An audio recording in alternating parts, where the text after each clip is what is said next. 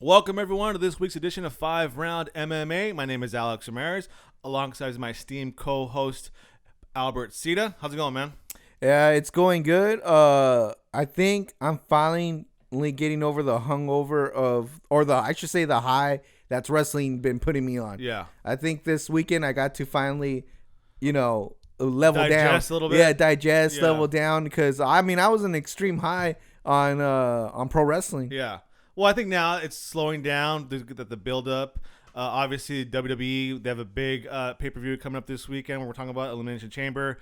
You still got the developing AEW versus Impact versus New Japan. That's kind of sprinkling And now. I know we're not going to talk about it because NXT put themselves in that situation. Yeah. But they did have an event, and there was supposedly some big thing.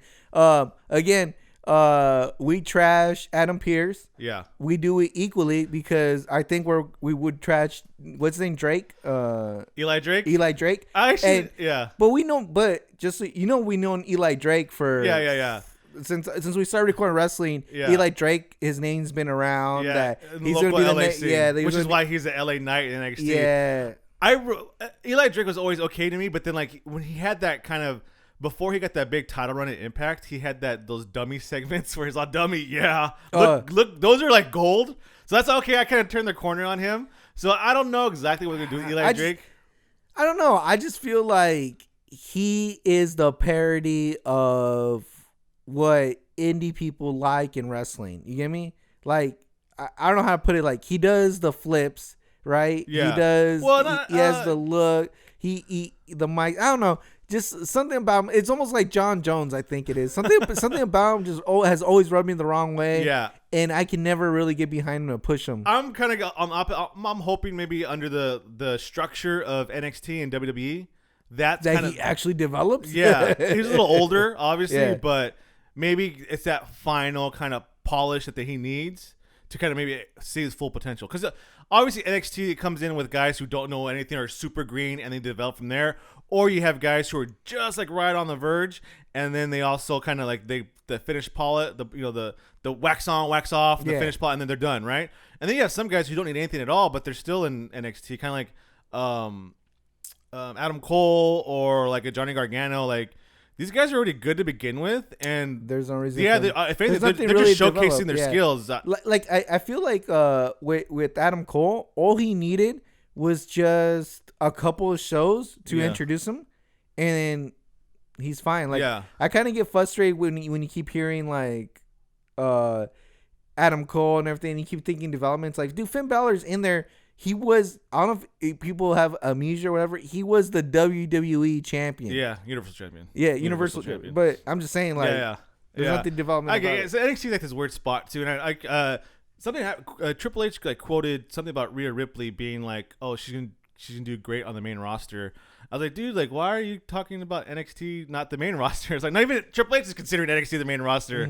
So that's weird. It's that we had a conversation a few weeks ago about the whole where's NXT at, but yeah, Eli Drake. It was NXT Vengeance Day. Yeah, it was like the little Valentine massacre. It was for all the marks out there who don't have a Valentine's Day, who don't have a Valentine's date. They can spend it with Finn Balor, like myself, while the Finn Balor NXT on watching Vengeance Day. Bitter, but it's cool. Nah, I was baking cookies. Yeah, so shout out to Triple H and NXT for giving the mark something to celebrate on Valentine's Day. We were just alone there with our a bag of chips and sodas and rock stars. And yeah, this week's show, we got a lot to talk about. We're going to recap UFC 258. We're going to talk about what's next for Usman. That's its own round two because he has some pretty big news that he himself wants to do. And I think all parties are involved on what's next for the welterweight champion. We are going to talk about the surprising splash of Bellator announcing their light heavyweight Grand Prix and their move to a new network. And we're also going to preview WWE Elimination Chamber match, which should be a ton of fun. It's always a interesting kind of. It's just kind of their swerve before WrestleMania, right? Just when you think Royal Rumble is all kind of the road to Royal Rumble is nicely paved, they throw in this Elimination Chamber to kind of swerve people and have them maybe go to a different direction. So should be a great show all in all. Again, I want to thank you all for taking the time to listen to us, whether you're on Apple Podcasts, Spotify, Podomatic, wherever you get your podcasts at, if you're listening to the audio version, or if you're watching us on YouTube. Thank you for tuning in. Certainly great. Certainly appreciate you taking the time. Next, Bobby, 35, 40 minutes or so. We won't take up too much of your time. If you're on YouTube, make sure to like, subscribe, and turn on the notifications. Also leave comments, too. Listen, we want feedback on everything, good, bad, indifferent. Well, actually, no, I don't want you to be indifferent. I want you to hate us, love us. If you guys, you know what, Alex, you guys are like vanilla ice cream. You're all right.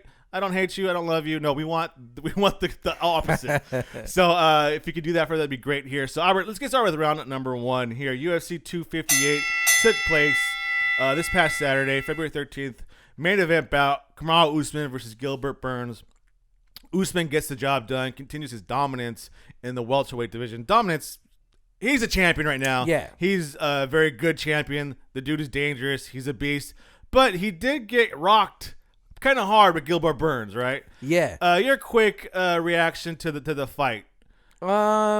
It's funny because whenever you watch something like when it happens is different than I guess when you watch it over. And when it first happened, I was kind of in shock because I thought it was kind of like an early stoppage. Yeah. But then the fact that Gilbert Burns didn't really argue the stoppage. Yeah. I was like, okay, maybe he was really hurt. Yeah. But initially, I thought it was an early stoppage, but then after reviewing and seeing that Gilbert didn't even look like he made a complaint. It looked like he was pretty much done. Yeah. So I thought it was a vicious finish. I thought the fight was all right. I mean, it had its spots, but to me, the story really was that Usman's not looking invincible. And I think that's key there. I get the narrative that they're trying to put out there. They're even trying to compare him to GSP's run. I'll talk about that too, yeah. And yeah, GSP did get rocked by Carlos Condit. He did have that loss against Matt Serra. So I'm not, so to say that GSP didn't have these moments of vulnerability, doesn't mean that Usman is not going to be the greatest welterweight ever. I'm just pointing out the obvious, that he was in danger in the fight, even though he won in a spectacular way. Yeah, I don't think Joe Rogan helps out either. Sometimes I don't know what his memory is like. He's almost been here since the beginning, but then when he says stuff like "this guy's the greatest welterweight of all time," like, dude, you saw GSP throughout his whole career. And stuff. You saw Matt Hughes his whole career. It hasn't been that long since he choked out Michael Bisping. Yeah, and I get he's hyping it up, but maybe doing every other event kind of he has time lapses. But I know quickly after, I think it could have been ESPN MMA or UFC, or somebody posted a photograph of Usman and GSP, and I guess he passed GSP for the most wins, I think, consecutive wins, like 12 in a row. But not title defenses, right? Exactly. So people say this is kind of matters. Like this again. You can make the numbers say whatever you want. So again, I think 12 consecutive wins for Usman overall, but GSP like 11 consecutive title defenses. And people were trying to comment on social media posts. There's some people who have good comments that say, well, GSP got his title shot after 2 wins. Usman had needed 9 wins before he got a title shot. But again, it's a different era again. But to kind of assert the dominance, let's get 3 or 5 in a row title defenses before you go and see, okay, where you're at, in that the greatest of all time. But dude, no disrespect to Usman. He's a bad dude. He is, a sportsman, so he deserves kind of all the recognition he gets. But like I said, there was a moments of vulnerability. For Gilbert Burns, I think it's just a couple more one more fight here, get back to it. If he can continue his dominance, there's no reason why there shouldn't be another rematch. Mm-hmm. Hey, if Conor McGregor get a rematch with Dustin Poirier, why can't Gilbert Burns get one with Usman, right? Yeah, I do think eventually they're gonna have to run that back. Yeah. Let's go down. Who else is on this card? Co-main event: Alexa Grasso did what she needed to do to get that win. Good to see her back in the win column here. I want to focus on Kevin Gastelum. What were your thoughts on his kind of obviously we're fans of this guy since Tough. He was the one who it was Uriah Hall's to lose. Remember that season? And this fool completely dominated Uriah Hall. And look who's still relevant more, Kevin Gastelum against Ryan Hall. But he switched to King's MMA. What do you think about that for Kevin Gastelum going forward?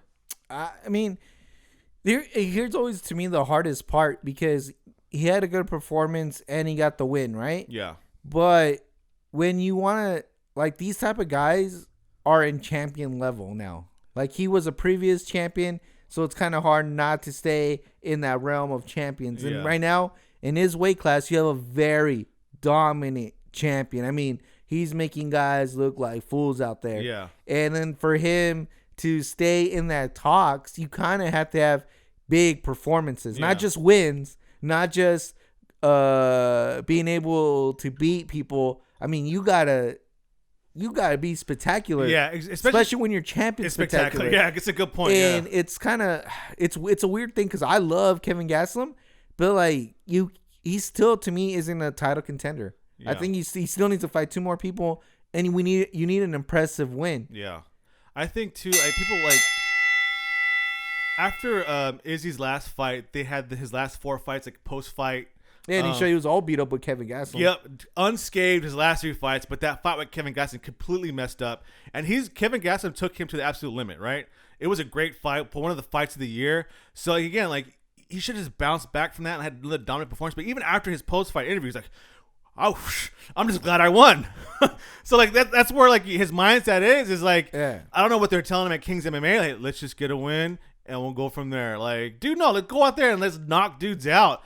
I almost like wonder why he chose King's MMA. I know he likes Southern California, and he lives in the OC, and it's right there. And he really loves what's his name, the coach, the head coach, Rafael Cordero. Yeah, I'm thinking like, why not take a trip over to AKA? Do you think like he could learn a lot from Cain Velasquez and like DC? Yeah, it's funny because I've always, I mean, look at Khabib. Yeah, like It almost feels like if your base is wrestling, and you're struggling, you should just go to AKA. Yeah. Apparently they have whatever it is to make you successful if that's your basis. Yeah. And honestly, there's a big difference in lifestyle between OC and up north in AKA.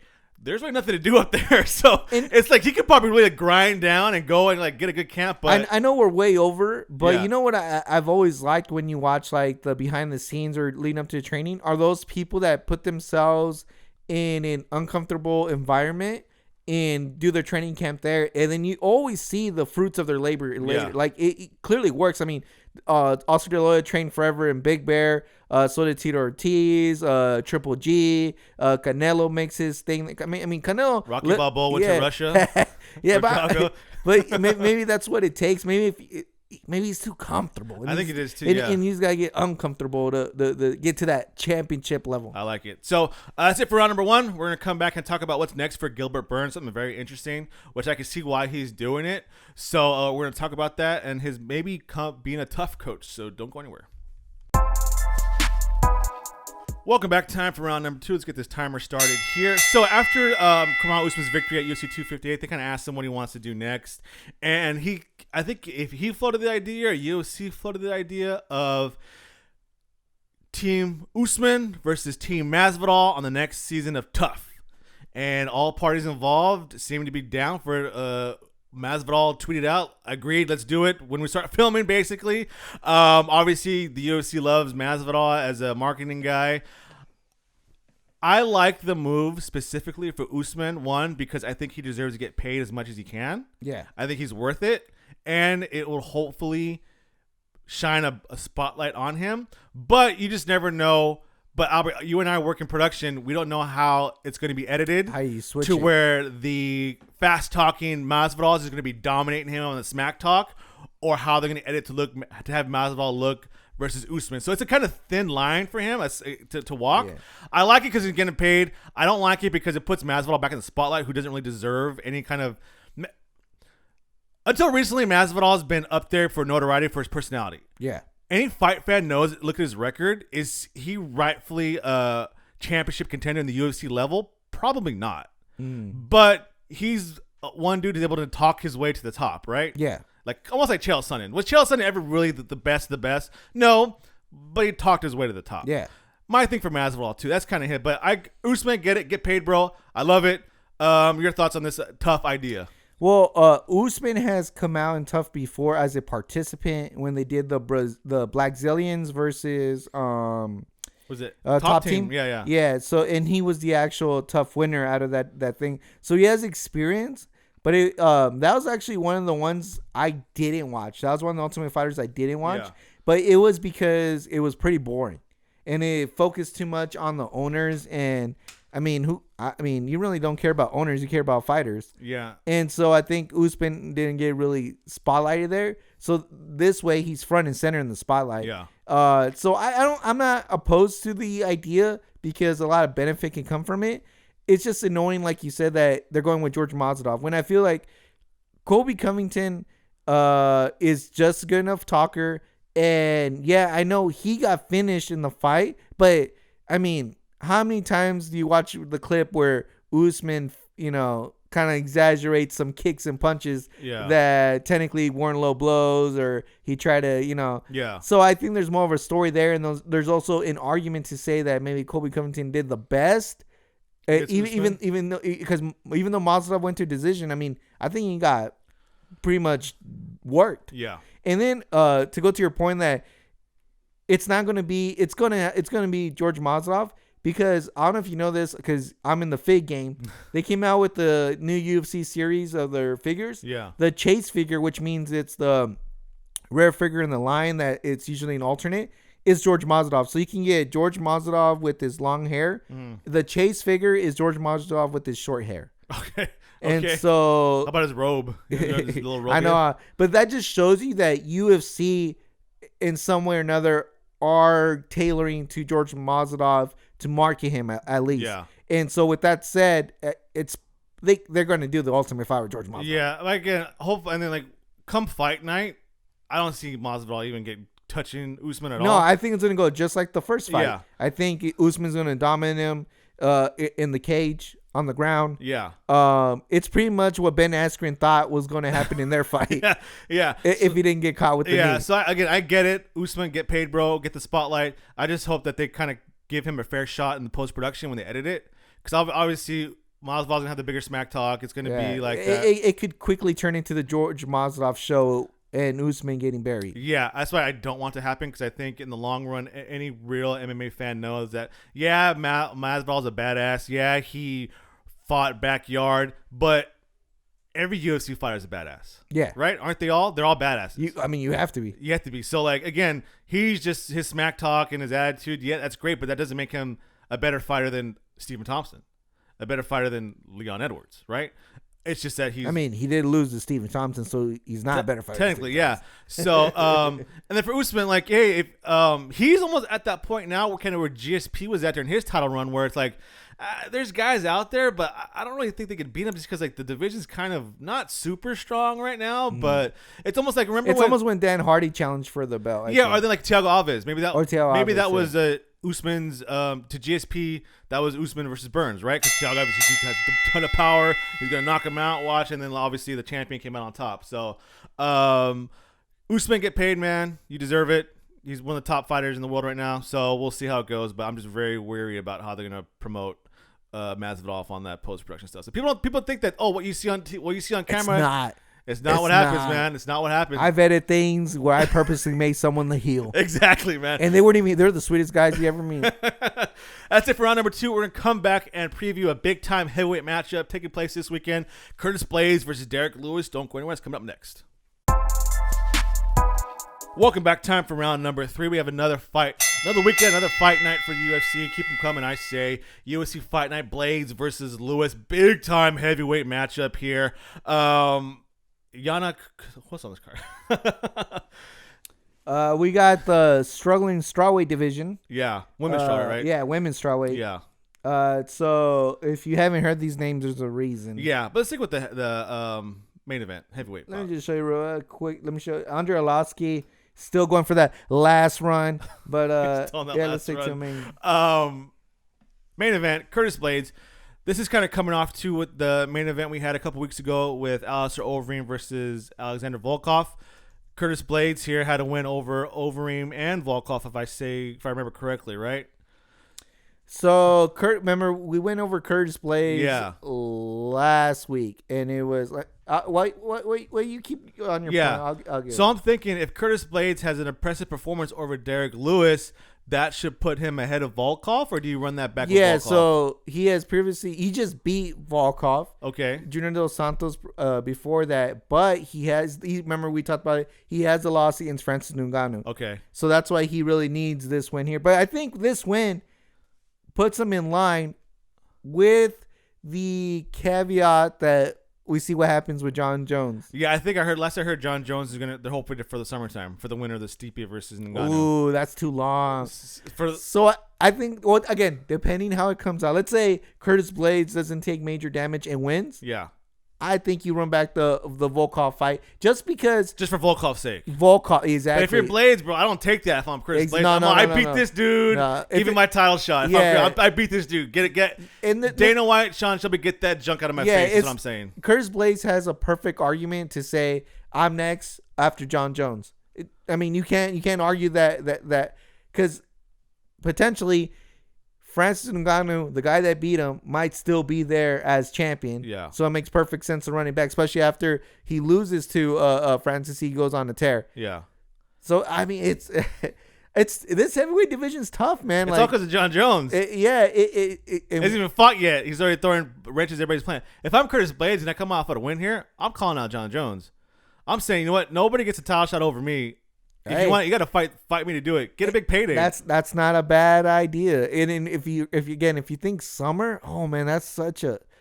I don't know if because then you got to put it this way: they fight in the summer, yeah, and then who knows how much longer Jones wants a break if Jones wins, yeah. If it's Francis Ngannou the whole way around, I think you can turn that around pretty fast. Yeah. But yeah, it's tough. If we're talking about stocks here, like it's one of those things. Do you hold on to this stock? Yeah. Or do you go out there and sell it and try and make it more valuable? I don't know. It's a tough one. Then you never know. What happened? The Beast just shuts us all up. To bring up Derrick Lewis's record real quick, because we don't have these numbers memorized, unfortunately. Nor do we pretend to be like all knowing. So I'll bring it up real quick. So he's 24-7, but he has won his last 3. Okay, against he lost. I'm gonna butcher this stuff. Alexei Olink. Okay. Latifia and Ivanov. And who's his last loss to? Junior Dos Santos, which was back in 2019, and then previous to that was Daniel Cormier. But okay, fluke lost. The Junior Dos Santos one, it's just one of those crazy things. But he could play spoiler. Yeah, he's on a winning streak. He wins, and the Beast has no problem turning it back around. I think for the sake of the championship, the best route is for the Beast to win it, Andrei Arlovski win his fight, and then match them two up. And then just send Arlovski to his execution. Is that what you want? Pretty much. Peace out, bro. We get a beautiful promo at the end by the Black Beast. Yeah, and he sets himself for the winner of Francis and Jones, because I think Francis is going to be Stipe. Yeah. Well, I'm over here putting Francis already as a champion and watch him lose. Dude. I'm gonna be devastated if he loses. Yeah, but you also kind of Stipe averages 1 fight a year, so he can fight again. And then I'm gonna take the whole year off and fight until like later the year. So the UFC's maybe banking on Ngannou to win for a summertime matchup with John Jones, but who knows? Curtis Blaydes wins. I don't think he's fought Volkov. Maybe that's a fight they want to put together here. If Blaydes wins, dude, I'm not. It's a title shot or bust for me. It's either John Jones or a title shot. Why are you gonna give me Volkov? I already beat this dude. Like, and I get it. The heavyweight division's different. Yeah. Where, like you said, like Stipe pretty much fights like once a year. Yeah. And there's not that many heavyweights, so I get the point of waiting. It's just so frustrating when you see such a hot fighter. Yeah. Not fight. You know. Yeah. No, I get it. All right. UFC Fight Night's Blaydes versus Lewis this Saturday, February 20th. UFC Apex Center, of course, exclusively on ESPN Plus in the United States. Should be a fun one, the main event anyways. That's it for round number 3. We're going to switch. No, we got one more MMA round. UFC Bellator Lightweight Grand Prix. We're going to talk about that and their move to a new network. And then we're going to talk about some professional wrestling, so don't go anywhere as we enter the championship rounds next. Welcome back. Time for round number Wait till 4. we go live, man. The stuff you guys are going to see. Let me get this timer started right here. Round number 4 here. Bellator MMA had a major announcement this past week. They were kind of MIA for a little bit late last year, beginning of the year. They said, hey, press conference coming in middle of February or early part of February. And they announced that 2 things. 1, they're moving to Showtime come April. I like it. All the events are Showtime. And then 2, for some reason, we're going to have a light heavyweight world Grand Prix. I love it. With a lot of familiar faces here. For those old school MMA fans, you all know that, was it Strikeforce and Elite XC? Yep. They were both on Showtime before they went under. So Scott Croker pulling some strings here. And those old relationships now that, because Bellator, they were on Spike, which turned to Paramount. Then they had that weird move to CBS Sports. And they were having like Wednesday night events. I think Cyborg fought on a Tuesday one week. I don't know if you're describing Bellator's schedule or you're describing TNA Impact schedule right now. So now Friday nights, Showtime on, starting in April with this Grand Prix. The move to Showtime. Give me your thoughts on that. I'm perfectly fine because it's all about organization and getting the most eyes on your product. Yeah. I was never a fan when UFC was on Spike TV, just because it doesn't Spike TV isn't known as like a legit channel at the Yeah. And Paramount, when you think Paramount, you kind of think of movies and shows. You don't think combat. Yeah. Right. CBS Sport probably was gonna be like a good home for them, but like you said, it was just all over the place. It didn't make any sense when they would show the fights and stuff. Yeah. Showtime. Once previously known was for its boxing. I mean, Showtime boxing is a big deal. It's established. Yeah, right? and so it's an established brand. So I think it's a good move. I think it puts better eyes on the product. Yeah. And that's all about. It's like where you fit. It just sucks that they have to go these dumb routes. Yeah. To figure it out. Yeah, and I'm going to your point about Spike TV, the whole we're the men's channel, Spike TV for guys. Used to frustrate me so much. We have wrestling, we have MMA, we have chicks in bikinis, we're Spike TV. So whatever. But yeah, I think it's establishment Showtime. We had that boxing kind of rub on them. Hey, we're Showtime. We show boxing, but now we're showing mixed martial arts. Bellator, give them credit, man. They're still hanging around.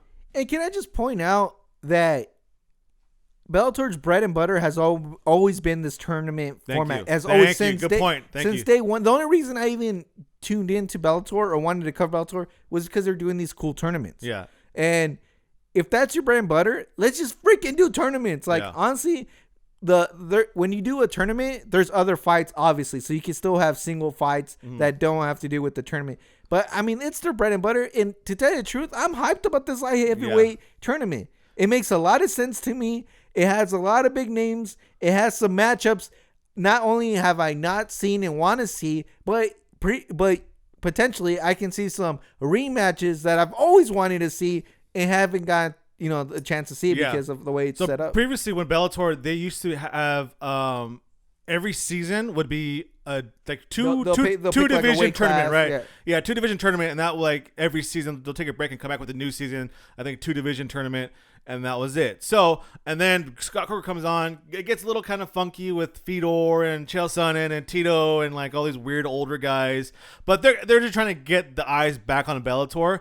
Now they kind of settled into, they got their crop of guys who they like, and we'll have the random Grand Prix every here and now and then. Light heavyweight Grand Prix, light heavyweight division's always been the crown jewel division of mixed martial arts, right? Yes. Chuck Liddell, Tito Ortiz, Randy Couture, John Jones. The biggest stars have always been the light heavyweight division, right? So we got just Anthony Johnson, Yoel Romero, Ryan Bader, Lyoto Machida, Corey Anderson, Phil Davis, and a couple of Bellator homegrown guys. And I cannot read their names here, but you know who they are. So what do you thought about this Grand Prix? First of all, I love it. I'll give you some key matches real quick. And what I like about these tournaments are 2 big things. The champion is usually always the champion is in the tournament, which I like. And the other thing is it gives the fan a map of what's going on. Because UFC, it's always who should get it? Who should get it? Yeah. This is a clear way who should get it. Yeah. And along the way, the champion's going to defend his belt the whole time. Yeah. Which is... If he can, yeah. It's awesome. But right off the bat, Ryan Bader versus Machida, that's a rematch. That's a rematch where Machida destroyed Ryan Bader, but a lot has taken place since then. I mean, Ryan Bader has become what was a 2-time champion in Bellator, two division champion, and at one point he looked like nobody was going to beat him. No one's even going to touch him in Bellator. Yeah, in Bellator. So that's an interesting matchup. On the other end, dude, you got Yoel Romero versus Rampage. No, Rampage. Sorry, Rumble. Man, dude, that's a dream fight for me. Yeah. And even though Rumble has been in the heavyweight for a while, I mean that's a dream matchup right there. Yeah. I can't wait to see that one. And someone's getting knocked out. And then let's say potentially, if I was the one doing it, potentially you can have Yoel and Machida in the finals, and you get to see that rematch again, or you can see Rumble go all the dude. If Rumble wins, Phil Davis wins. You get Rumble versus Phil Davis. Get out of here! Like don't be counting out their current lightweight champion. Nah, man, I'm counting them out. And then you got Corey Anderson, who I mean, everybody knows him from UFC. He was kind of a sleeper. Like he I'm gonna go to Bellator now. Bye. Yeah. And like, okay, well, he was like he had a good run. Yeah, he wasn't like. It wasn't a huge loss for the UFC, but it was another guy that could throw out there to kind of throw a wrinkle in the light heavyweight division. So, good on Bellator. Got some people talking again. People were kind of saying, well, this is a bunch of older guys, but hey, it's matchups I want to see though. Yeah, and you have Phil Davis he's still, not super old, but I like it. It's fun. Yeah. I like it. If you call Phil Davis old, you're calling John Jones old. Yeah. Because they're about the same. I like it. It's fun. So the first matchup's going to be April 9th with Ryan Bader and Lyoto Machida, and you got Corey Anderson versus, I can't read the guy's name here. Sorry, I don't want to miss. Just say the champion. The champion butchered as well too. So Bellator Grand Prix. Oh, you mean down here? Yeah. Because that bracket's 19th, the 16th of April, then July, then October. So they haven't announced any alternates because you just never know with these guys if they get hurt. So that's the part I like too when they announce the alternates. Yeah. Because I remember there was the welterweight one. Yeah. I was more excited about some of the alternates. So Bellator back in the news again. So hopefully it works out for them in Showtime. So that's it for round number 4. We got one more round coming up. We're going to talk about the WWE Elimination Chamber event coming up next. Welcome, everyone. Time for the 5th and final round here this Sunday, February 21st, the WWE Elimination Chamber match. What turned out to, what once was a really cool kind of style match is now like a whole pay-per-view now for WWE. So that's how it goes. They got rid of it for like a year or two, right? I don't even know anymore, man.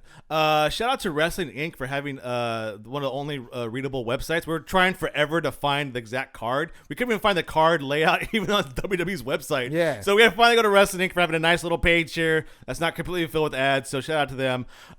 This card, again, it's the little... I'm not a big fan of any pay-per-views from Royal Rumble to WrestleMania. I want the winners, and that's it. And they're going to WrestleMania. I want that to give me a good, solid, maybe 2-month storyline of the winner of the Royal Rumble against the champion. But WWE, as they always do, they got to, it's all about money. So I guess the more pay-per-views they do or whatever they got to do it. So this is going to be on Sunday. The Elimination Chamber for the WWE Championship. It's going to be Drew McIntyre who's going to be in there defending it against Randy Orton versus Jeff Hardy versus AJ Styles versus The Miz versus Sheamus. Universal Championship, Roman Reigns versus the SmackDown Elimination Chamber winner the same day, I guess. Yeah? Yeah. Which is going to consist of Jey Uso, Kevin Owens, King Corbin, Sami Zayn, Cesaro, and Daniel Bryan. You got the Raw Women's Championship, Asuka versus Lacey Evans. And you got the U.S. Championship match, Bobby Lashley versus Matt Riddle, versus Keith Lee. And I'm sure they'll have some other matches announced because we have a full week ahead before this card takes place. Where do you want to start at? I mean, not super excited for this card, but hey. Yeah, I mean, we can just get to the bread and butter, which is the Elimination Chamber. The Raw one, right? Yeah. Okay. Well, we could Raw. It looks like we might start getting the better picture of where Edge is going to fit in this WrestleMania. Again, I'm still. You called it last week. Yeah. You said that Randy Orton might win the title. Exactly. But the only thing is, how do you write off the whole Bray Wyatt stuff? I mean, I know that he has had a history of just literally not explaining anything at all, and then we're just gonna move on. Yeah. But I think the bigger story is Edge and Randy Orton, because I don't think Edge has another story. Yeah. So I think this is we're gonna start seeing. I got Randy Orton winning the elimination. Yeah. And then you got what, McIntyre versus Sheamus at WrestleMania, like grudge match.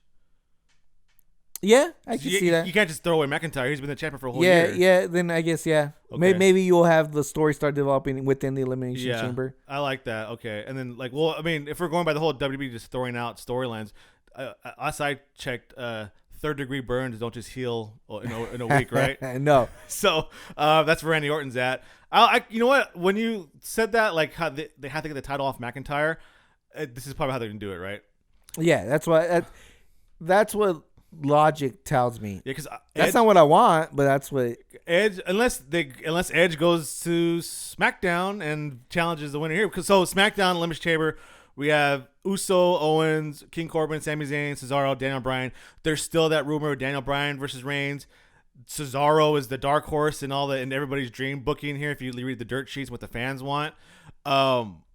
But even with that though, it's not there's no real meat and potatoes for this WrestleMania. The only thing that kind of it sucks. It sucks because I know I want them to do it, but I doubt it's gonna. So you have nothing but underdogs on this Elimination Chamber, pretty much. So in a way, you can build it so they have a lot against them already. Not only do they have to wrestle again against the big dog? Yeah. They have to then beat the big dog. So there's a lot going against them. So even though Roman Reigns will probably win and should win this championship bout, I think it gives that person the story to continue saying look, you beat me on that night. But don't I just wrestled the toughest match. Exactly, and you have nothing but underdogs, and then you can kind of do the only thing that. Okay, who's that going to be though? That's what I'm going to get to. Okay, it seems quit teasing me, bro. It seems like it's going to be Kevin Owens. Oh, okay. But I'm not mad about that again. But no, I'm mad at that because I Daniel Bryan is the one I want. Yeah. Right. This story to put into this story, I want Daniel Bryan in it, but I wouldn't be mad if it was Cesaro, Sami Zayn, but are they going to do it? No. If it was Sami Zayn or Cesaro, I think it would just blow up the internet. To tell you the truth, the marks. Yeah. But I think they're going to go Kevin Owens for this one. But then maybe continue it to WrestleMania. I think Kevin Owens goes all the way straight to WrestleMania with it. Okay. Only reason why I like that is because it's a long culmination. Mm-hmm. It's been Kevin Owens versus Roman Reigns for a long time. Yeah. Only reason why I like that is because finally I talked about Macho Man versus Hulk Hogan the months and months. Build up, yeah. I like that. WrestleMania is the ultimate cap off, right? So I could get behind that. I'm not a Kevin Owens fan at all. Never have been. Back to his Kevin Steen days. But how does it make sense with the whole gimmick of head of the table? That's what I get. What does this storyline do to Roman Reigns' character? Just because he's gonna wrestle Roman Reigns at WrestleMania doesn't mean he's gonna win. What's to stop Reigns from having a tough match against Kevin Owens? Again, WrestleMania 2021 to WrestleMania 2022 in Dallas, when hopefully we have people there, people get vaccinated. I'm still the head of the table. Rock, where you at? Or you switch that to another year where they're in Hollywood. Doesn't get any bigger than that. So the big dog is here. Like it or not, the big dog's keeping that belt around his waist for a very long time. Asuka versus Lacey Evans. I assume Charlotte's gonna get involved somehow in this one. Maybe. I know again, if we're setting for WrestleMania, Lacey Evans has to defeat Asuka, and then Charlotte versus with the random Ric Flair thing, and then you got Bobby Lashley, Riddle, Keith Lee. I think maybe they get the belt off of Lashley just to get him ready for a title run because there's no reason why that dude is not WWE champion. By 2021, he should be champion this year. There's nothing with MVP as his mouthpiece. I just want them to do Bobby Lashley versus Brock Lesnar. I mean, people have been dying for that matchup. You got MVP as his mouthpiece versus Paul Heyman as Brock Lesnar's mouthpiece. Dude, that'd be perfect. Are you kidding me, dude? Yeah, that's money, dude. And the only reason I think Bobby Lashley's gonna keep it is because the big WrestleMania moment is for someone like Keith Lee or Matt Riddle to win the U.S. belt. Okay. It's just a WrestleMania moment, I think. Got it. And you don't want to waste it on an Elimination Chamber. Honestly, Hurt Business, I've been marking out for them. I think I like it. No, I love Hurt Business. I like it, dude. I think all they need is a good someone to go up against, and I think Brock Lesnar is perfect to a T to go up against that organization. There's no reason why Bobby Lashley should be champion not this year anyways. All right, Elimination Chamber this Sunday, February 21st. Must see TV, But the good thing about the network, you can just replay it afterwards, right? So I know Albert, we got some stuff coming up that weekend, so we'll be busy, but maybe we'll have one eye on it, one eye on what we're doing here. So again, thank you everybody for tuning into this week's show. Really appreciate it here. Stay up to date with us on all of our platforms, social media platforms, Twitter, Instagram, TikTok. Albert has been just tirelessly choreographing our dance moves for our TikTok debut, so that's coming up pretty soon. So if you love K-pop, get ready. Be ready to be blown. All those platforms at FiveRoundMMA. It's FIVE Round MMA. Make sure to follow us on YouTube, like, subscribe, leave a comment, turn on the notifications for us here. Visit FiveRoundMMA.com, and I think that's it, right? We're available anywhere you get your podcasts, audio-wise, video-wise on YouTube. Again, keep up to date with us on social media platform. We'll see you guys next week. Thanks for tuning in.